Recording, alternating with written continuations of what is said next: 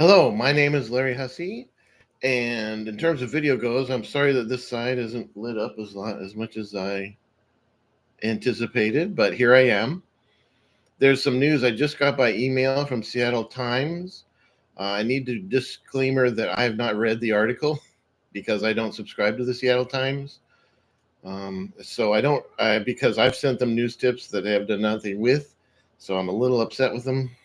But they are upset with Seattle Police Department. So the enemy of my enemy is my friend, right? There's going to be a lot of that coming up in the next 4 years. Anyway, what could be 4 years? The Olympics? Okay.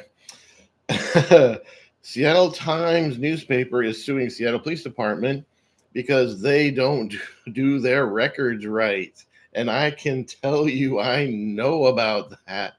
I haven't read the article, so I don't know what officially Seattle Times is mad about. Hey, superfan. But remind me to do the cheer later. I want to get to the news. One thing that Seattle Police Department records does that it should not do is it throws away the real files of a case after 1 year, and it only keeps the redacted parts of it, which is strange because redacted means it's been taken out. And so the real report is thrown away because of space is the old reason, but since it's digital now, you can't say because of space. And then the only thing they keep is the redactions, which is stupid because that's what you take out of the report. And so that's one thing they do wrong. Another thing that Seattle Police Records does wrong is that if you give them a crime tip of a criminal in your neighborhood that you're afraid of, they'll keep it for 12 months, and then they will make it available to the public, the whole public, after 12 short months.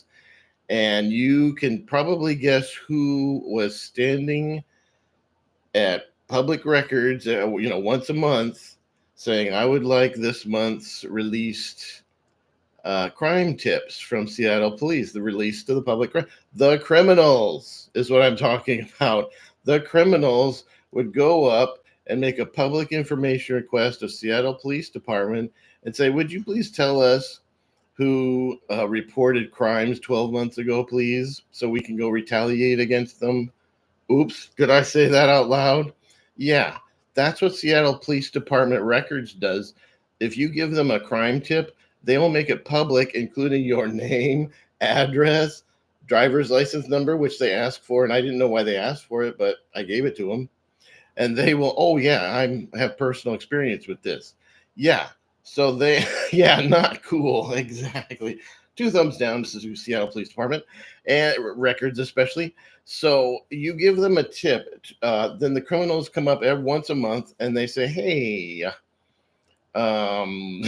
please give me the newly publicized crime tips that were sent in 12 months ago," and they would be able to get a report. Here's your report of everyone reported a crime 12 months ago. Holy moly! Can you think of anywhere else where they would do that other than Seattle Police? I hope not, because that is crazy, crazy stuff. That's crazy stuff. I've also heard a rumor that the records are free, but if you go there in person and you pay an unofficial $5 fee, your records come up right away. But if you don't go there in person and pay the unofficial $5 fee, the records take a few weeks. I've heard that too. Okay, that's called bribery, and that's illegal. And I've heard that too. Okay, either there's a fee or there's not a fee. There's no hurry up fee unless it's an official hurry up fee.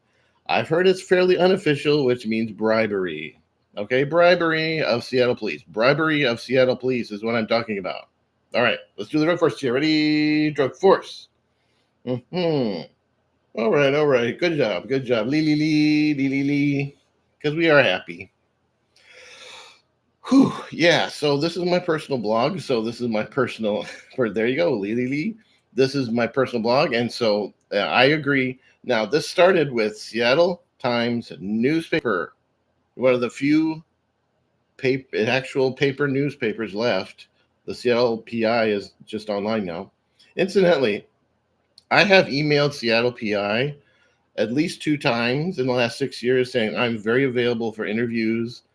I'm a gang stalking victim, and I'm very available for interviews. And they have never approached me. Seattle PI has never ever approached me for an interview. They are completely uninterested in actual local news. Completely uninterested. No, they're not interested. They're reporting on what the sports teams do. That's about it. That's about it. They're uninterested in local news. And the Seattle Times, there was one day the Seattle Times actually was pretty suspicious in actually stalking me. So I'm not happy with the Seattle Times either, but I am happy that they are unhappy with Seattle Police Department records because, as I've said, first of all, they will make public any police tips they get after 12 months and make them public, meaning criminals. Excuse me. Second, they throw away their call records and things after 1 year, except for redactions, which are things that are erased from there, which makes it kind of crazy afterward. I got a report from when I called the police about the lynch mobbing. Incidentally, I also got a video about the police dash cam video, and I redid it in HD so it's much clearer to see and hear. And it's on my channel. It's on my YouTube channel, and it has pretty good views. It has like 50 views, so that's good. And so what I've heard is that everything that the police say on this thing is like strange. And at my view on this video is that number one, they say that they are going to file a police report. There is no police report filed at all. He said, "Do you want me to file a police report?" I said, "Yes." He did not file. Officer Enright did not file a police report. Second thing that I've heard is that, second thing that is my point is that they did not use any evidence light or any sort of sensors or air sensors or evidence lights or anything to look for evidence, because their job is to look for evidence of what I said. And all they did was just sort of went, doesn't smell strange. I guess everything's fine. And they didn't use evidence lights. They didn't use any sort of scanner. They didn't use any sort of air quality detector. They didn't use any sort of water quality detector. They didn't use anything. And then they said, well, obviously nothing's going. And then they walk out, and there are people standing in the street, and they are obviously the lynch mob that was lynch mobbing me, as I said, but they don't interview these people standing in the street. There was no fire. There was absolutely nothing to look at. Except a parked police car, which is not something that you stand and look. You don't stand and look at a parked police car. You, you don't stand and look at a parked police car. But there was all these people, and then somebody has named me one of my neighbors, and they say they recognized him. I don't have the desire to watch the thing from beginning to end. I don't know, but somebody said that they recognized one of my neighbors as one of the lynch mob, and I'm not going to name them because I don't want to get in trouble. But somebody recognized one of my neighbors as one of the lynch mob in that video.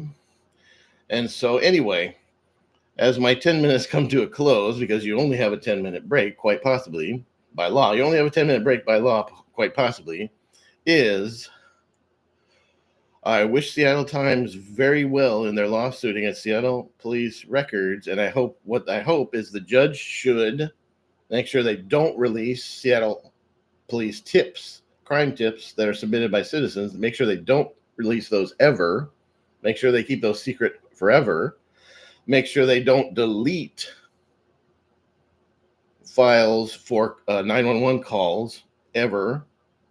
And have a good day.